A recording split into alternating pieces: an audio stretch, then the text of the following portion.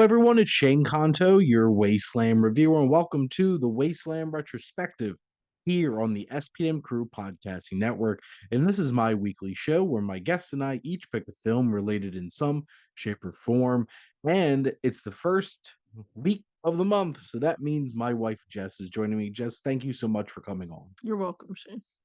And for this week, we have a double dose of Godzilla films, including the original from 1954, as well as the Gareth Edwards launch of the Lionsgate Warner Brothers Monsterverse Godzilla from 2014 that came out, what, 60 years after the original film. Mm-hmm. And let's get started with Ishiro Honda's original Godzilla film.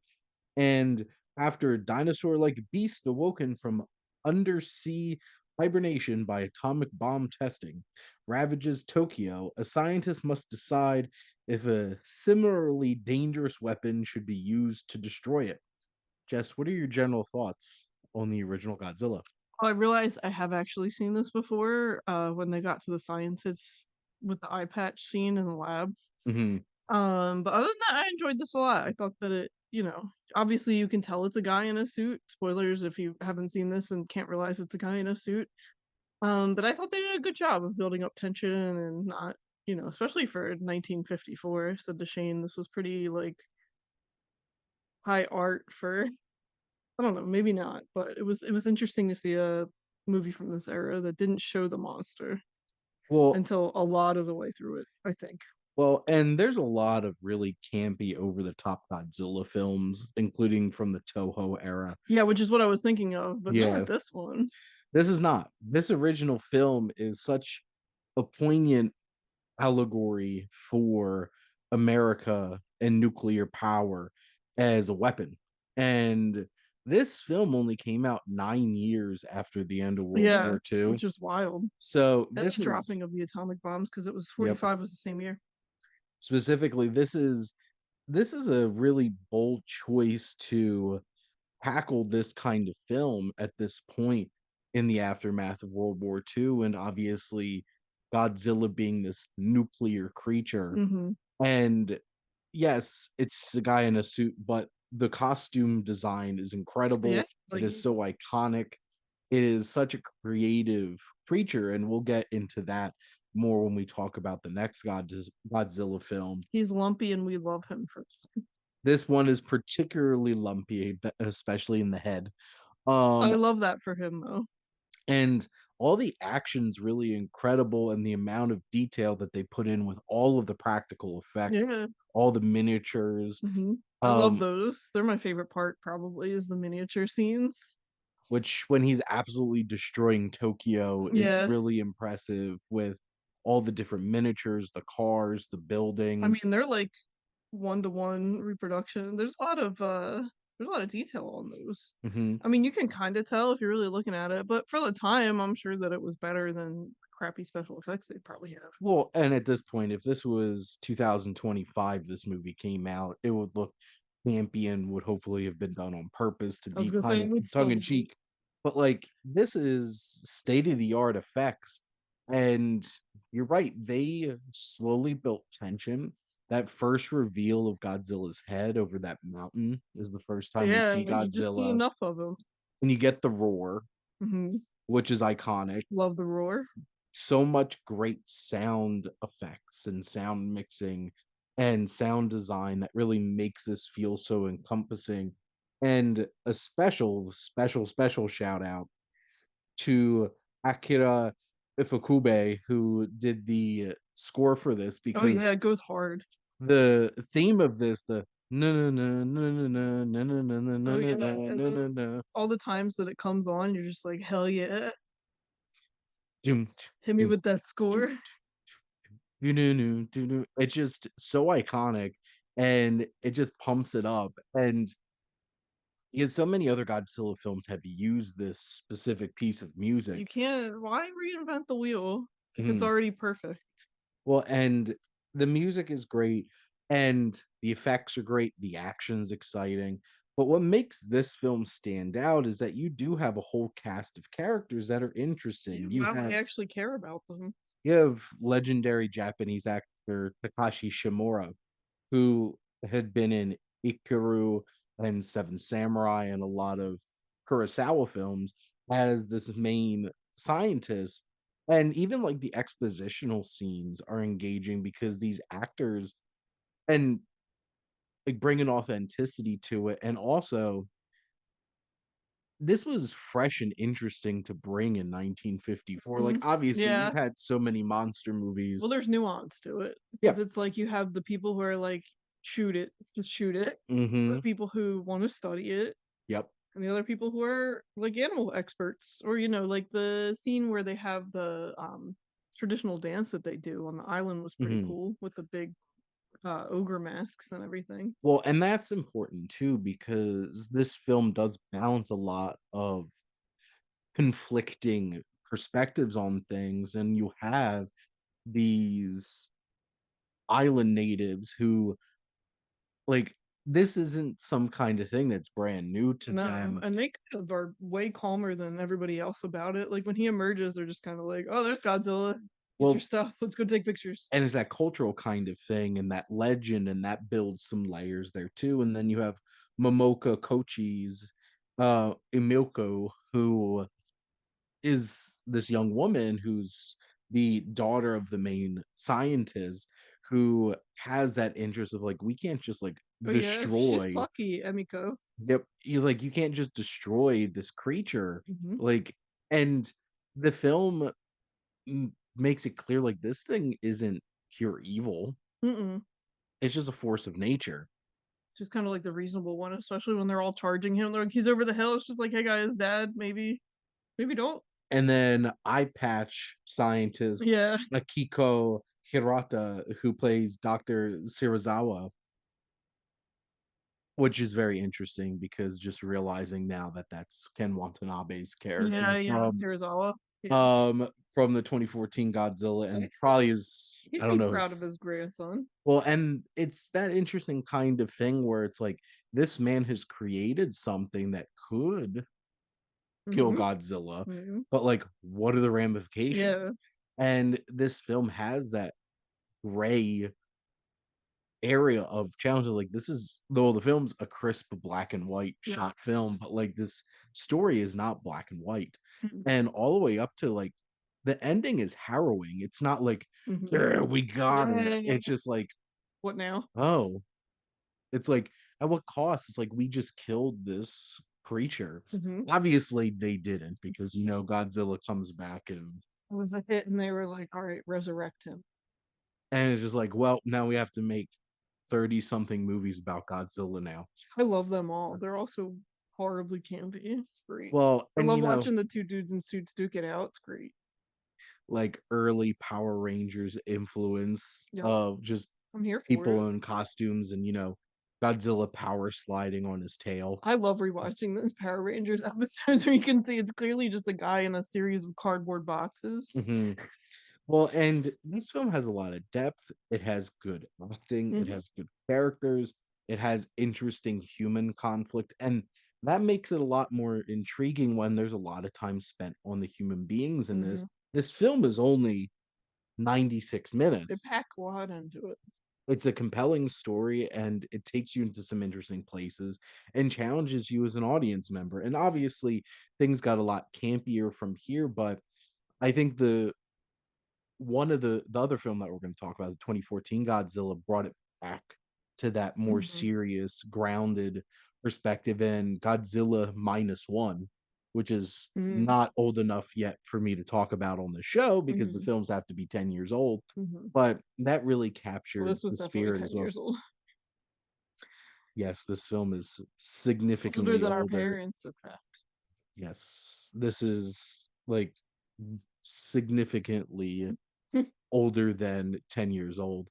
But I guess, Jess, do you have anything else you wanted to add about 1954's Godzilla? No, I think it's worth a watch. There you go. Also known as Gojira, which Gojira. is the Japanese version of his name. And then Loan words in Japanese. Then we do have the 2014 Godzilla. The world is beset by the appearance of monstrous creatures, but one of them may be the only one who can save humanity. And this is directed by Gareth Edwards, who has made a name for himself making these big budgeted kinds of films and really making use of special effects and not the biggest of budgets. His film The Creator, which I didn't love, but like it looked incredible, but he also directed Rogue One, and now he has the latest Jurassic World Rebirth coming out, which he directed. And that's like one of the only reasons why I'm semi interested in checking out this new Jurassic Park film. But this film does focus on you have these two giant moth-like Yeah, the Muto Mutos. who show up, and then of course so does Godzilla. But Jess, what are your general thoughts on Godzilla 2014? I like when big monsters fight. Yes, and That's it. No more thoughts. Gareth Edwards made a very specific choice to make you wait. And the He mo- knows what we want. He's teasing us. the moments when they happen are so incredible. And what's so impressive about this is almost this whole entire film is shot from a human perspective Yep.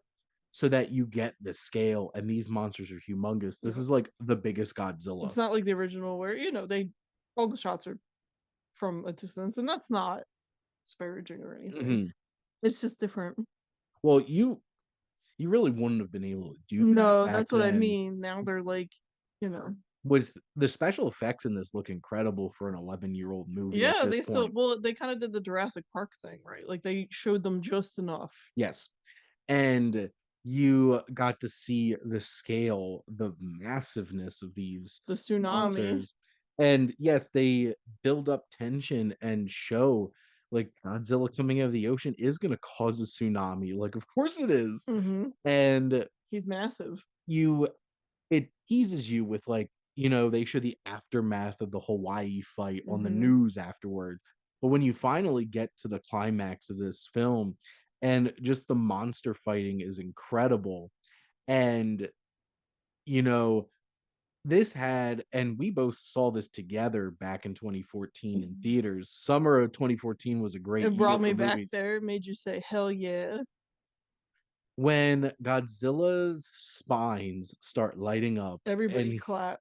he just unleashes that nuclear breath into the one Muto and just severs its whole entire Yeah. body off was just the coolest thing ever. And like it's really satisfying, but you have to stick with it. Yeah. This film is what 2 hours and 3 minutes or so. You have to follow boring human man around.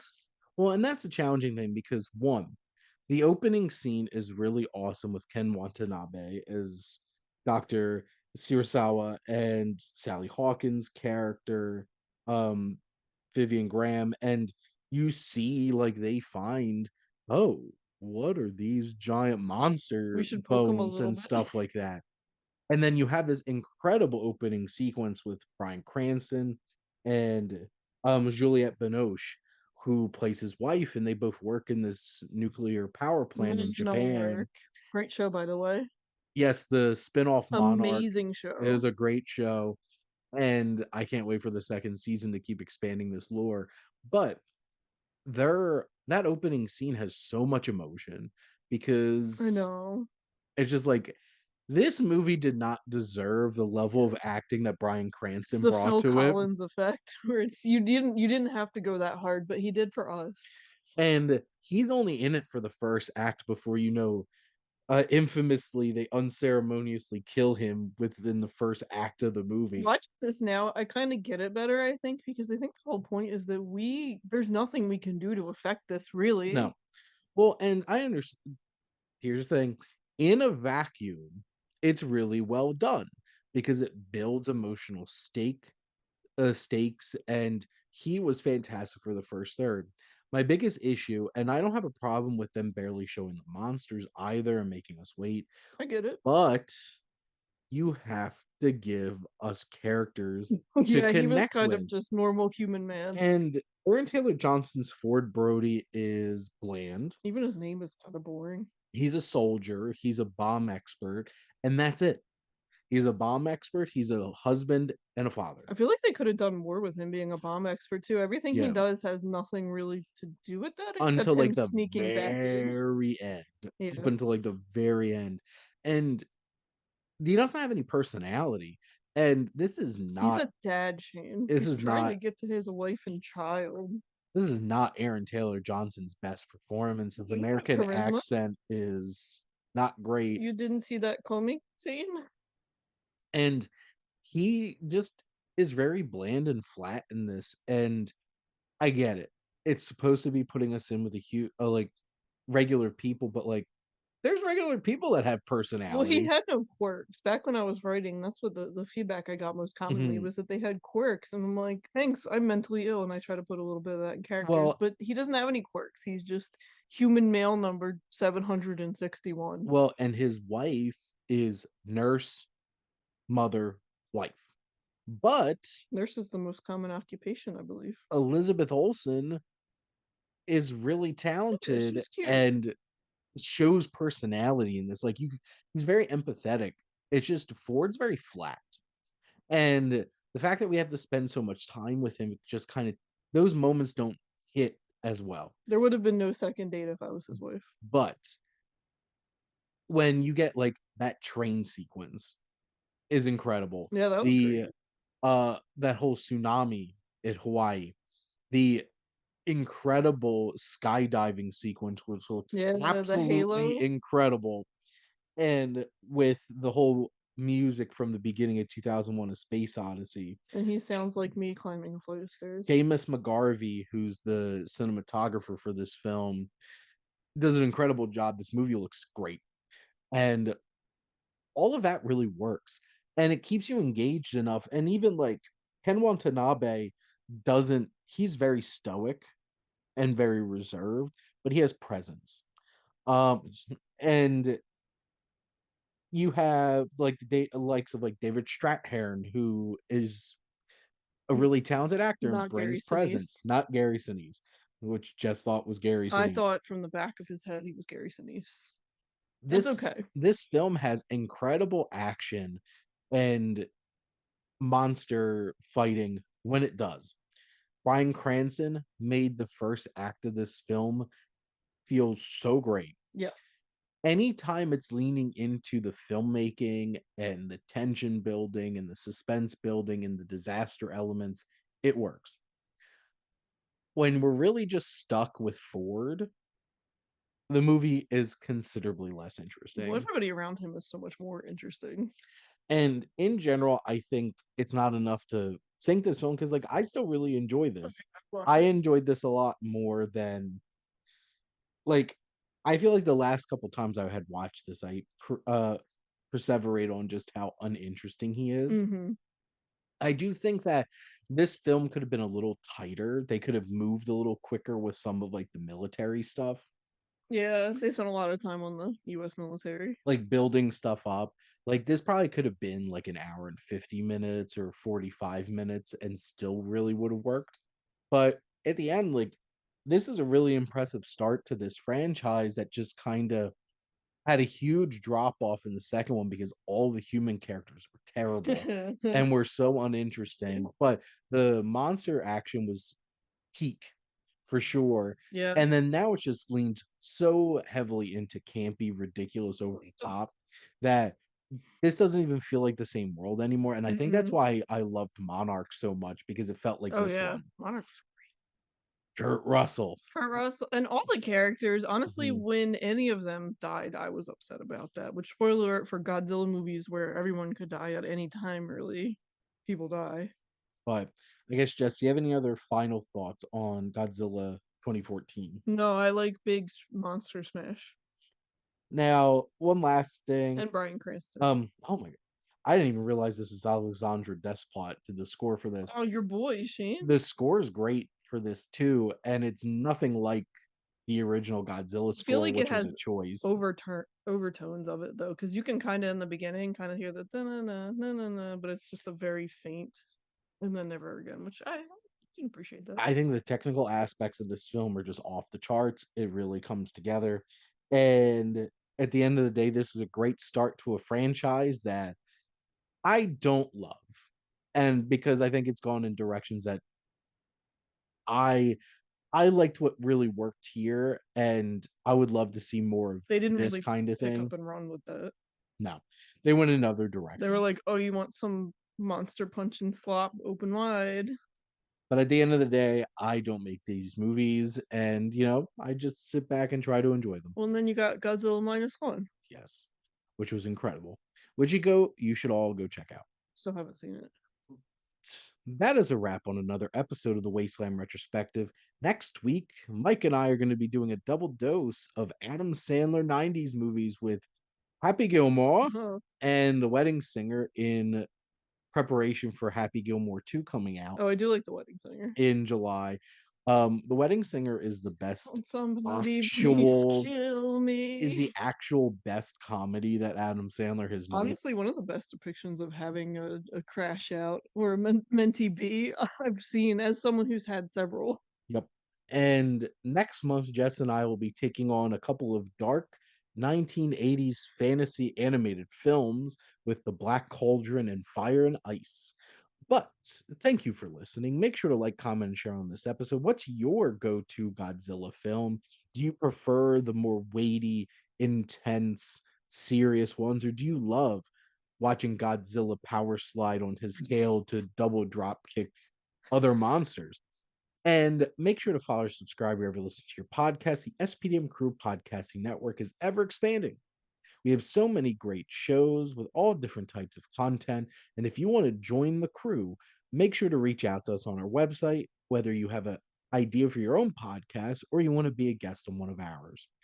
And lastly, if you like our logo, go check out High Flyer Creative for all your digital marketing needs. But most importantly, thank you as always for tuning in and supporting the Wasteland Retrospective here on the SPDM Crew Podcasting Network.